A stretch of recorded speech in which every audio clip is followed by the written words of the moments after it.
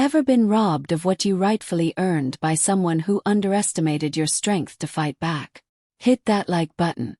Subscribe if you believe that greed always catches up with the greedy, because what I'm about to share shows how the person who steals your fortune can end up begging for the one thing only you can give them.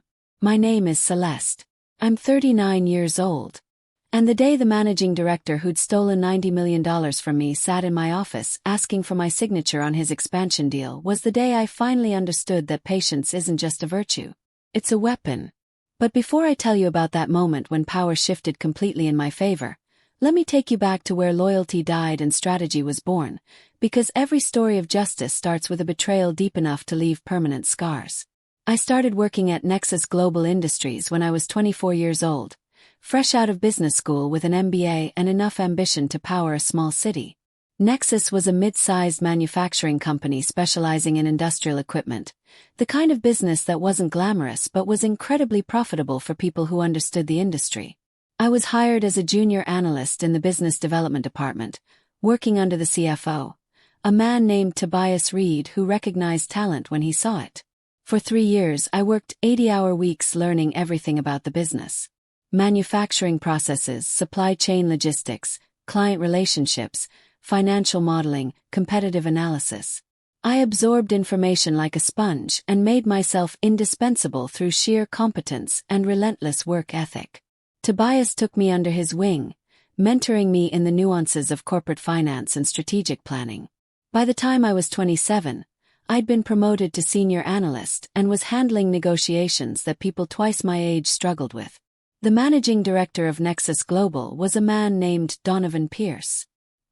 He'd taken over the company from his father 15 years earlier and had grown it substantially through aggressive expansion and strategic acquisitions. Donovan was charming in board meetings, ruthless in negotiations, and absolutely brilliant at identifying business opportunities. He was also, as I would later discover, completely willing to destroy anyone who stood between him and more profit. When I was 29, Tobias suffered a massive heart attack and died 3 days later in the hospital. His death devastated me professionally and personally. He'd been more than a mentor. He'd been the person who believed I could rise beyond my entry-level position and actually lead strategic initiatives.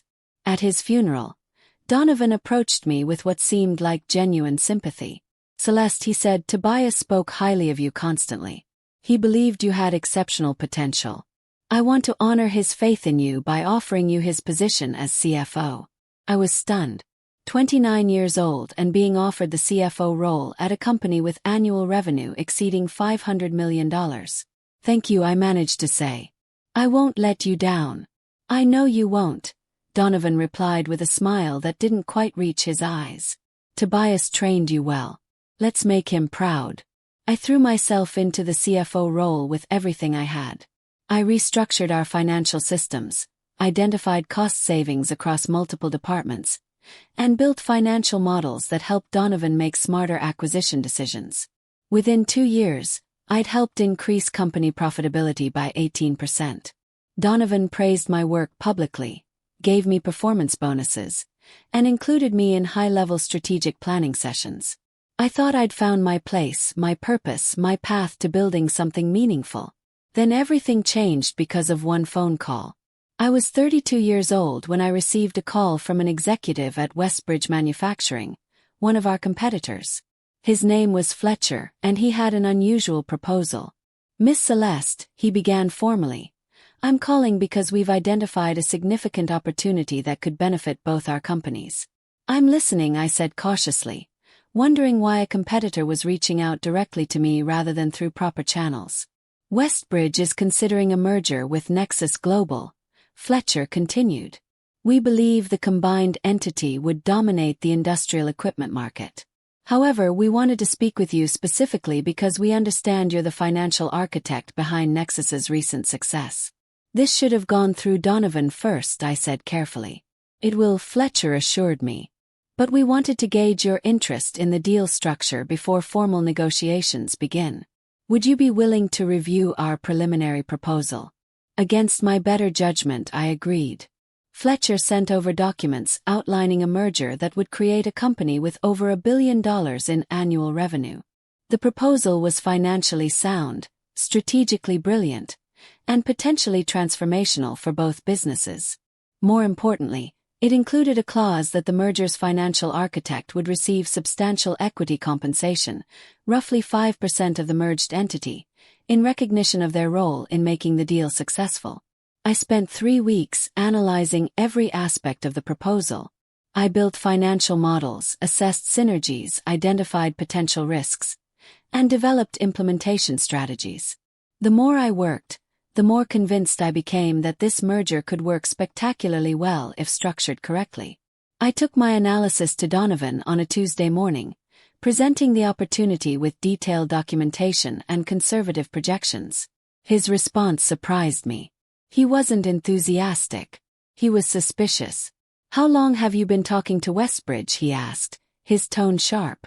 3 weeks, I admitted.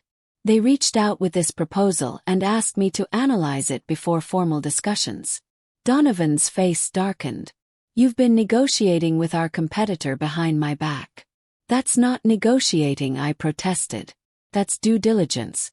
I was evaluating whether this was even worth bringing to you." His jaw tightened. "In the future, any contact from competitors gets reported to me immediately." "Understood." "Understood," I said quietly, feeling the first whisper of unease.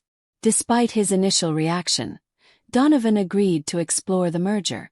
Over the next 6 months, I led the financial due diligence and deal structuring.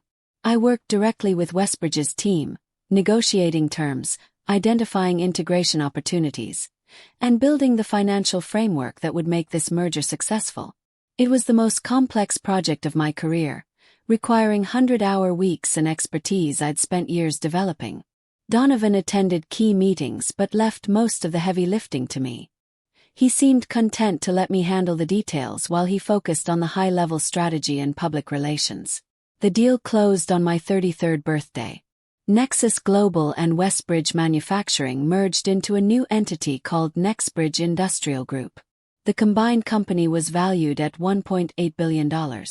The merger was hailed as a masterclass in strategic consolidation, featured in business publications as an example of how competitors could create value through intelligent combination rather than destructive competition. And according to the merger agreement, I was entitled to equity compensation worth approximately $90 million. That equity was structured to vest over 5 years, with 20% vesting immediately and the remaining 80% vesting in equal installments annually. The immediate vesting gave me $18 million in company stock. The remaining $72 million would vest over the next 4 years. I'd never imagined wealth like this. I came from a middle-class family where 6-figure salaries seemed aspirational. $90 million was generational wealth, the kind of money that would secure my future and allow me to build something meaningful beyond just a career. 2 weeks after the merger closed, Donovan called me into his office.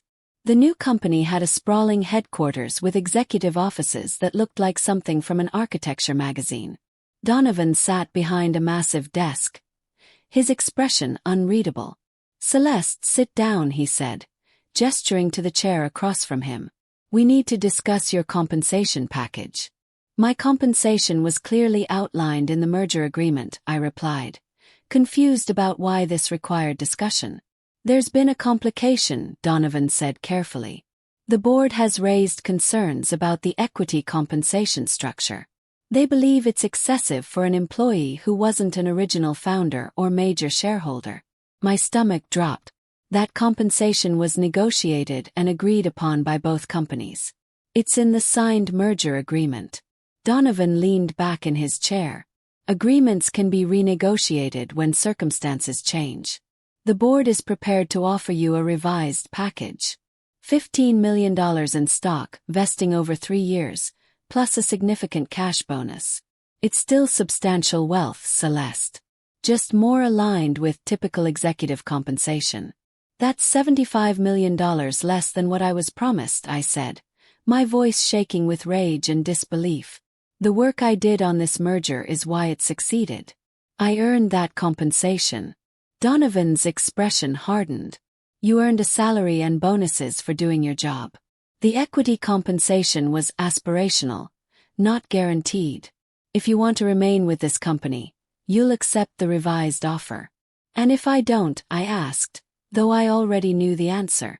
Then we'll be forced to terminate your employment for insubordination and failure to accept reasonable contract modifications.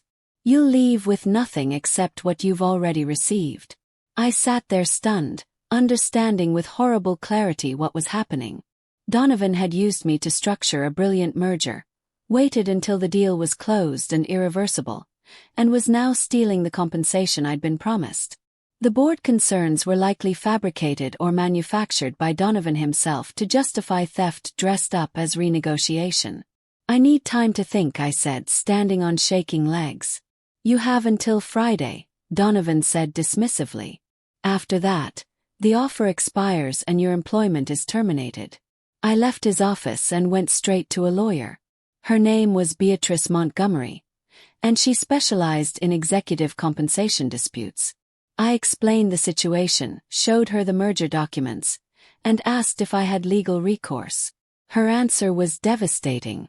The merger agreement has a clause allowing board discretion on equity compensation in cases of changed business circumstances, she said, pointing to fine print I'd somehow missed. Donovan can argue that post-merger analysis revealed the compensation was disproportionate. Fighting this would require years of litigation, hundreds of thousands in legal fees, and you'd be up against a company with unlimited legal resources. Your chances of winning are maybe 30%. What are my options? I asked desperately. Accept the revised offer, she said bluntly. $15 million is still life-changing money. Or refuse, get fired, and walk away with the stock you've already vested, which is worth about $18 million. Either way, you're not getting the $90 million. Felt sick. I'd worked myself to exhaustion for this merger. I'd sacrificed relationships, health, and years of my life. And Donovan was stealing my reward because he could, because I'd been naive enough to trust that written agreements meant something. That Friday, I accepted the revised offer. I signed documents releasing all claims to the original compensation package. I took the $15 million in stock and the $2 million cash bonus. And I started planning.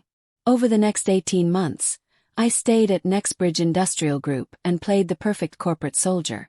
I executed Donovan's strategies flawlessly, attended meetings without complaint, and gave him absolutely no reason to question my loyalty. But privately, I was building something else. I used my $2 million bonus to hire a team of forensic accountants and corporate investigators. I had them dig into every aspect of Donovan's business dealings, looking for anything questionable, anything that could give me leverage. What they found was fascinating. Donovan had a pattern of brilliant but legally questionable business practices.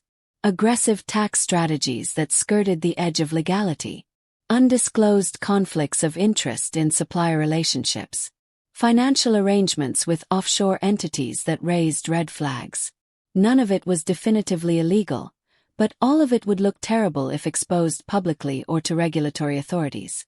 More importantly, my investigators discovered something about Nexbridge's corporate structure that Donovan had apparently forgotten. When the merger closed, the new company's bylaws included a provision requiring unanimous board approval for any major expansion or acquisition exceeding $500 million. This provision had been inserted by Westbridge's legal team as a protection against Donovan making reckless decisions. And due to the specific way board seats were allocated in the merger agreement, I held one of those board seats as part of my revised compensation package. At the time, it seemed like a consolation prize. Now I realized it was a weapon. I kept this information completely private. I continued working, continued playing my role, and waited. I'd learned patience from losing $90 million. I could wait as long as necessary for the right moment. That moment came 2 years after I'd signed away my original compensation. I was 35 years old when Donovan announced his plan to acquire Titan Manufacturing, a major competitor that would double Nexbridge's size and market dominance. The acquisition price was $800 million, well above the threshold requiring unanimous board approval. Donovan scheduled a board meeting to approve the deal. He'd spent months negotiating with Titan, building relationships, and structuring the acquisition. This was his legacy move, The deal that would cement his reputation as an industry titan. The board meeting was scheduled for a Thursday morning. I arrived early, taking my seat with the other 7 board members. Donovan stood at the head of the conference table, confident and commanding as he presented the Titan acquisition. He walked through financials, strategic rationale, integration plans, everything designed to demonstrate why this acquisition was essential for the company's future. It was a compelling presentation. The other board members asked questions, raised concerns, and ultimately expressed support. Donovan was pleased, clearly expecting unanimous approval. Then he turned to me. "Celeste," he said with false warmth, "you've been quiet. What are your thoughts on the acquisition?" I looked at him calmly, savoring the moment I'd waited 2 years to experience. "I think it's a brilliant strategic move," I said. Donovan relaxed, assuming my agreement. However, I continued, my voice steady, "I'm voting against it." The room went silent. Donovan's face went through several expressions before settling on carefully controlled anger. "May I ask why?" he said, his tone clipped. "Because the financial projections concern me," I replied, maintaining my professional demeanor. "I'd like more time to review the due diligence before committing the company to an $800 million acquisition." "We've done extensive due diligence," Donovan said tightly. "You've seen all the reports." "Have," I agreed. "And I still have concerns that require additional analysis. I'm formally requesting we table this vote for 60 days to allow for a more comprehensive review." Another board member, a man named Hugh who was Donovan's longtime friend, spoke up. "Celeste, this deal has a deadline. If we don't approve today, Titan will walk." "Then perhaps we're not ready for this acquisition," I said calmly. Donovan's face had gone red. "This is absurd. You're blocking a transformational deal because of vague concerns." "I'm exercising my fiduciary duty as a board member," I replied. "The bylaws require unanimous approval. I'm not giving mine. Not today." The meeting dissolved into chaos. Other board members tried to change my mind. Donovan made thinly veiled threats about my future with the company. I remained unmoved, citing my concerns and refusing to elaborate further. The vote failed. Donovan lost the Titan acquisition because I wouldn't sign off. He was furious, but there was nothing he could do. The bylaws were clear. After the meeting, Donovan demanded I meet him in his office. I agreed, bringing my lawyer Beatrice with me. "This was completely unacceptable," Donovan said the moment we sat down. "You just killed the most important deal this company has ever considered." I voiced legitimate concerns about due diligence. I replied calmly. "That's my job as a board member. Your job is to support the company's growth," he shot back. "Not sabotage it because of some grudge." "I don't know what you mean," I said innocently. "What grudge would I have?" Donovan stared at me, understanding it was dawning slowly. "You're still angry about the compensation renegotiation. This is revenge. This is fiduciary responsibility," I corrected. "Though speaking of that renegotiation, I've been thinking about it quite a bit lately. I've been thinking about a lot of things actually." Donovan's eyes narrowed. "What does that mean?" "It means I've had 2 years to review everything about how that merger was handled," I said, my voice hardening. "I've had time to analyze the board concerns that supposedly required renegotiating my compensation. Interesting thing, those concerns. When I requested the board minutes from those discussions, I discovered the concerns weren't raised by the board at all. They were raised by you, Donovan. You manufactured the crisis to justify stealing $75 million from me." "That's slander," he said, but his voice lacked conviction. "It's a documented fact," I replied. "I have board minutes, emails, financial records. You used your position to defraud me. And while I accepted the revised offer under duress, that doesn't mean I've forgotten or forgiven. So here's what's going to happen." Donovan looked at Beatrice, who'd been sitting silently taking notes. "You're going to reinstate my original compensation agreement," I continued. "All $90 million, with appropriate adjustments for time value. You're going to issue a public statement about correcting an administrative error in equity calculations. And then I'll approve your Titan acquisition." "You're blackmailing me," Donovan said, his voice shaking with rage. I'm negotiating, I corrected. Just like you negotiated when you had all the power. Now I have something you need, my vote, and you're going to pay for it. Donovan stood up, his fists clenched. I'll have you removed from the board. Good luck, I said.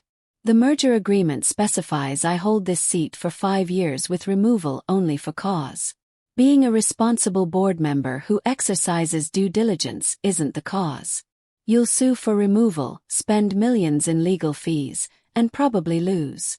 Meanwhile, every day that passes, Titan gets more interested in other buyers. His jaw worked as he processed his options. I'll restructure the acquisition under the threshold so it doesn't require your approval. Beatrice spoke for the first time. Any restructuring that's clearly designed to circumvent board approval requirements would be a breach of fiduciary duty by you as managing director. The other board members would likely sue. You're trapped, Donovan. Accept the terms or lose the deal. Donovan stared at us both. His face a mask of impotent fury. Fine, he finally said. You'll get your original compensation. But after this, you're done at this company. I'm already done, I said, standing up. I've been done since you stole from me. I'm only here long enough to get back what you took. The legal process took 6 weeks. Donovan's lawyers tried every tactic to reduce the payout or delay the agreement. My lawyers, led by Beatrice, shut down every attempt. Finally, Donovan had no choice. He signed an agreement reinstating my original equity compensation, $90 million adjusted for stock splits and company growth over the 2 years since the merger. The total value had actually increased to $105 million. The agreement also included a confidentiality clause that prevented either party from discussing the circumstances of the reinstatement. Donovan wanted to save face publicly. I didn't care about his reputation. I cared about being made whole. The day the agreement was signed, I voted to approve the Titan acquisition. Passed unanimously. Donovan got his legacy deal. And I got justice. But I wasn't finished. I'd spent 2 years learning everything about Nexbridge's business, building relationships across the industry, and understanding exactly how the company operated. I used that knowledge to start planning my next move. 6 months after the settlement, I resigned from Nexbridge Industrial Group. My resignation letter was professionally cordial, thanking Donovan for the opportunities and expressing confidence in the company's future. I took my $105 million and started my own manufacturing company. I called it Celeste Industries, and I built it specifically to compete directly with Nexbridge. I hired away Nexbridge's best engineers, offering them equity stakes and better working conditions. I targeted Nexbridge's key clients with superior products and customer service. I undercut their pricing on major contracts until I'd established market presence. Most importantly, I used everything I'd learned as Nexbridge CFO to exploit their weaknesses and capitalize on opportunities they were too slow to pursue. The industry watched with fascination as the woman who'd helped build Nexbridge into a powerhouse became its most dangerous competitor. Business publications wrote articles about my aggressive market entry strategy. Competitors and clients alike were impressed by how quickly Celeste Industries established itself as a serious player. Donovan tried to crush me through various tactics. He attempted to enforce non-compete clauses that my lawyers easily invalidated. He spread rumors about my business practices that I publicly refuted with documented evidence. He tried to buy out my suppliers, only to discover I'd secured long-term contracts with backup options. Every move he made I anticipated because I knew how he thought. I'd spent years watching him operate. Now I was using that knowledge against him. Within 3 years, Celeste Industries had annual revenue exceeding $300 million. We weren't as large as Nexbridge yet, but we were growing faster and gaining market share steadily.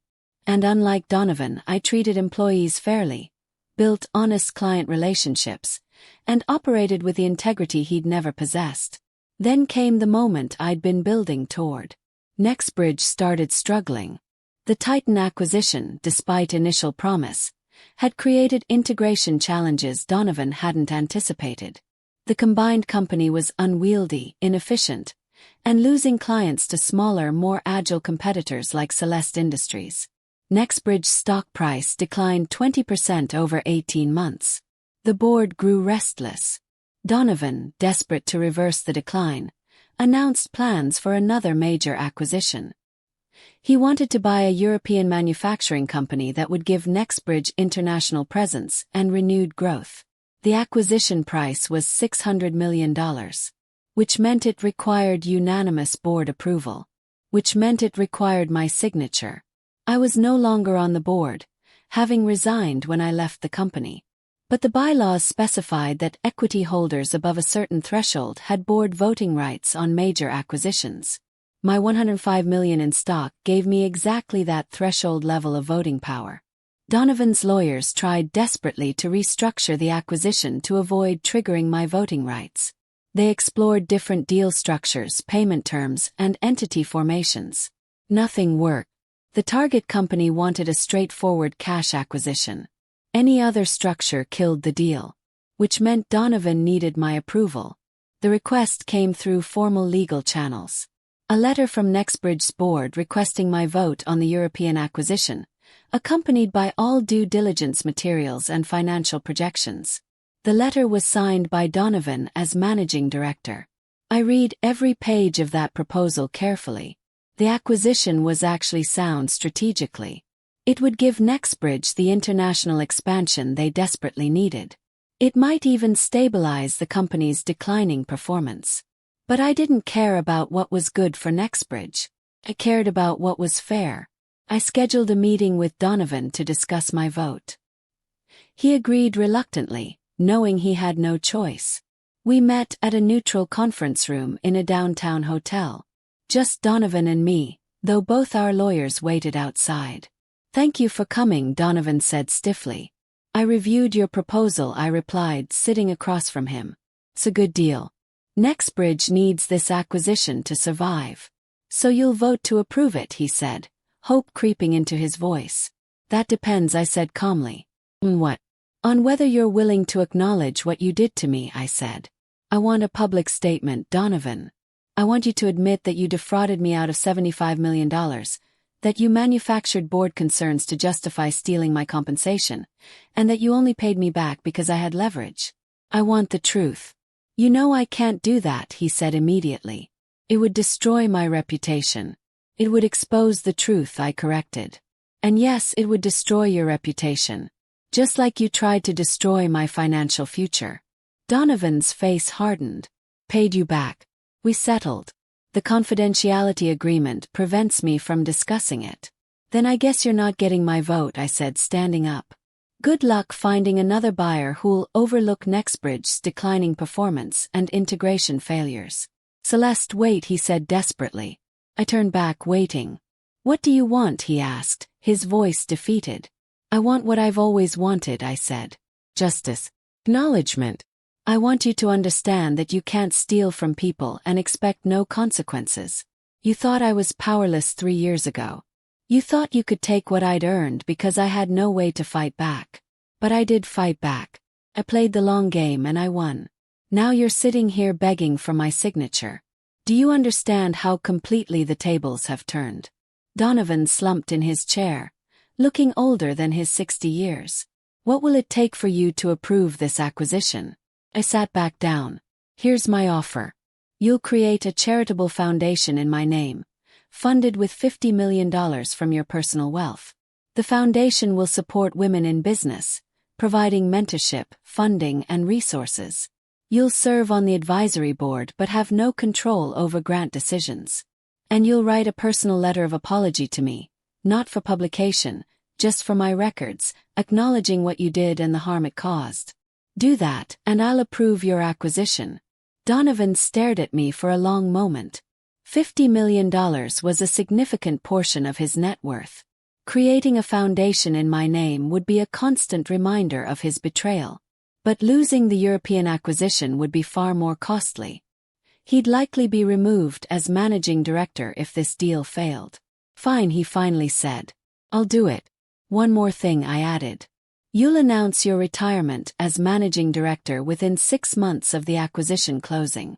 Nextbridge needs new leadership. You've proven you can't be trusted. That's not negotiable, he protested weakly. Everything's negotiable when you have no leverage, I replied. Take it or leave it. Donovan took it. The foundation was established 2 months later with $50 million in initial funding. The European acquisition was approved unanimously and closed within 90 days. Donovan announced his retirement 4 months after that, citing a desire to spend more time with family. I received his apology letter via courier. It was 3 pages of carefully crafted acknowledgement that yes, he'd defrauded me, yes, he'd manufactured justifications, and yes, he'd only paid me back because I'd forced his hand. I filed that letter away in a safe deposit box alongside all the other documentation from this entire saga. Not because I needed it anymore, but because it represented something important. Proof that patience, strategy, and refusal to accept injustice could ultimately win against people with more power and fewer scruples. Today, Celeste Industries is valued at over $800 million. The foundation bearing my name has provided grants and mentorship to over 300 women entrepreneurs. And Donovan Pierce is retired. His legacy forever tainted by the woman he tried to cheat, who instead became his greatest professional nightmare. If this story reminded you that justice delayed isn't justice denied, hit that like button. Subscribe for more stories about patience, strategy, and making powerful people pay for their greed. Drop a comment about a time someone underestimated you and how you proved them wrong. Because sometimes the best revenge isn't immediate destruction. It's becoming so successful that your enemy eventually has to beg for your mercy. Thank you for watching. If you enjoy watching karma, payback, come full circle every week, we dive into tales of betrayal and poetic justice. Don't miss the next one. Tap the subscribe button and join the Revenge Squad.